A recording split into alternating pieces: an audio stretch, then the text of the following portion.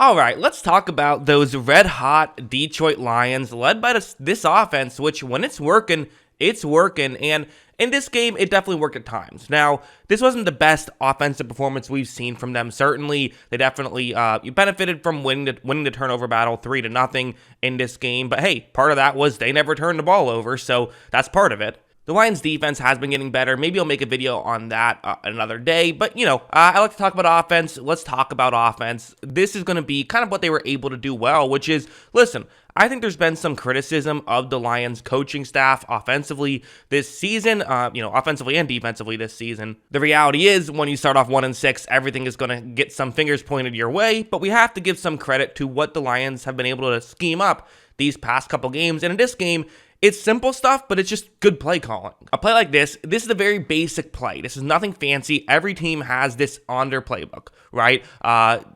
You run a play action, have a receiver run over the middle, and then you also have another receiver kind of run a deep shot, just kind of trying to clear out the safety in the corner who's in that area, and then the linebackers move in due to the play action.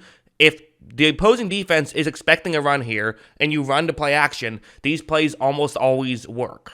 Look at how, when the play begins, you're going to see Goff run this play action, and look, you have a receiver who's about to get open right here. This is just a well-called, well-schemed-up play. The Giants totally fell for it, and you have to give credit to the personnel. They are not showing anything and not giving anything away, along with the coaching, which can allow for guys to get schemed open. Weirdly, Goff throws it to a little bit shallower of a route, but that still works as well. I mean, he really had either option he could have taken there, so I could have given it to Amon-Ra St. Brown. I guess loves his tight end a little bit more there, gave him the catch, but either one would have been a good option. Either one can work, and they're set up due to just good play calling. Like, watch, this one's another example, not of a similar play, of the same play. Exact same thing happening, exact same concept, although this time it's actually going to go towards the middle route, the one I'm highlighting here. Watch, Jared Goff takes a snap, and again, look at those linebackers and how really they are just not covering this play at all. Amon-Ra St. Brown, that's the guy who I've circled in black, he is just wide open on this play, and this is because they respected the running game to some degree, and you're also having a good clear-out route,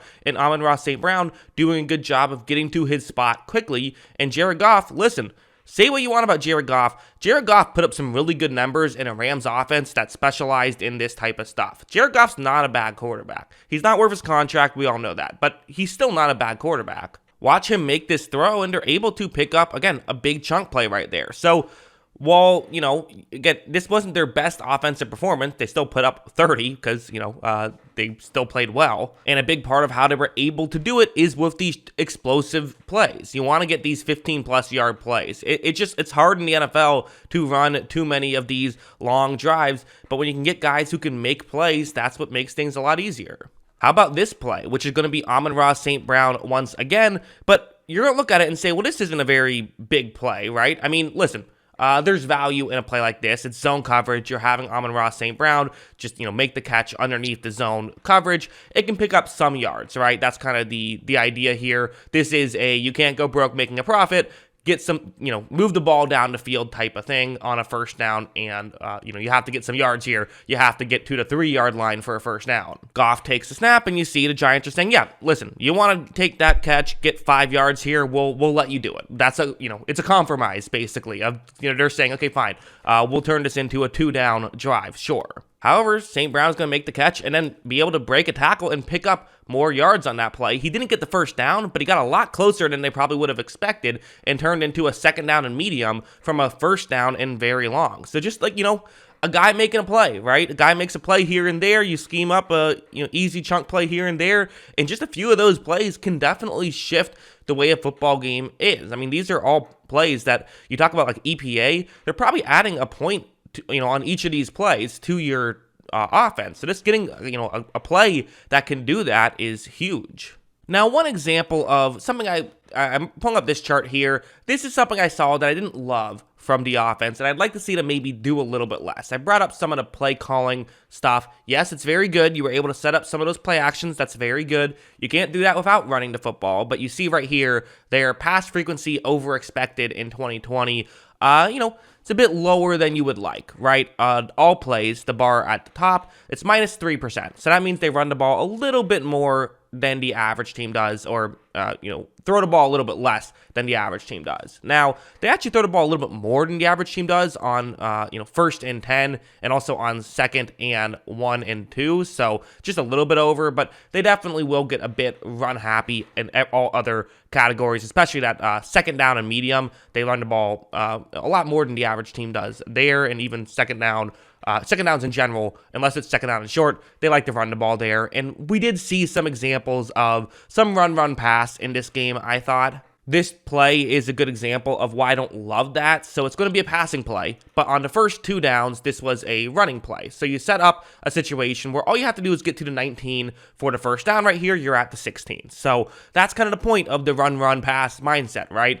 Put yourself in situations where you have, relatively easier plays to convert the first down. The reason why I don't love it is you're putting all your eggs in the basket of you have to convert a single play. I like the idea of giving an offense more tries. So I like the idea of you want to make sure your quarterback gets to throw the ball at least twice every drive, in my opinion. The way this play works is it's going to be a designed rollout to the top of the screen. Goff is going to take the snap. Goff rolls out in that direction, and you see right here, they already are using 2 eligible receivers to block, so you just have 3 left. None of those 3 are open, and now you're just in a tough spot. So, again, this team has talent. I think that you got to kind of let the talent do their thing a little bit more. I think they're doing pretty good. I would just like to see them do this a little bit less. That's kind of my nitpick. Watch Jared Goff. I think smartly throws that one away. Although, one of the things that always drives me crazy, just get it way out there. You're outside the pocket. Just don't even put it anywhere near somebody. Throw it, into the stands. That's always how I view it. But that's, again, another nitpick there. That's just something I noticed that I would like to see them. You don't have to run the ball so much. But they're also not terrible at this stuff either. Trust me, there are much worse offenders of this in the NFL than the Detroit Lions. And one other thing to talk about in this game was I thought that Jared Goff's legs actually weirdly ended up being a pretty, decent facet of his game. This is going to be man coverage right here. So can any of these Detroit Lions receivers get open in a one-on-one matchup? Well, not this time. You're going to see that Goff takes a snap, and very early on, nothing is open. Pressure's going to start coming now. You have to get something open quickly before the pressure comes, but maybe something can get open if you were to have a bunch more time, but that just doesn't happen too often in the NFL unless you have a quarterback who can move, which they don't, but in this game, they did. Watch, Jared Goff is going to use his legs, bide some more time, eventually makes a good throw on the run, and they're able to pick up a decent gain.